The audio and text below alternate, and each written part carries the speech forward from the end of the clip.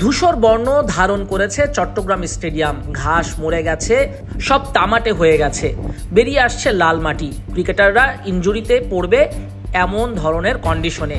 চট্টগ্রাম স্টেডিয়ামের মাঠ, উইকেট, আউটফিল্ডের জন্য প্রতিদিন প্রয়োজন 4 লাখ লিটার পানি। চট্টগ্রাম ওয়াসা তা সরবরাহ করতে পারছে না। এর কারণ হিসেবে তারা বলছে, গ্রীষ্মকালে পানি সরবরাহ করতে তাদের বেগ পেতে হচ্ছে। সমুদ্রের কাছে হওয়ায় সেই লোনা পানিও ব্যবহার করা যায় না। গভীর নলকূপি পারে চট্টগ্রাম স্টেডিয়ামের পানি সমস্যার সমাধান করতে। তাই তামিম ইকবালের বোর্ড পানির স্থায়ী সমাধান প্রক্রিয়া চলমান রেখেছে। ডিপ টিউবওয়েল বসানোর কাজ চলমান।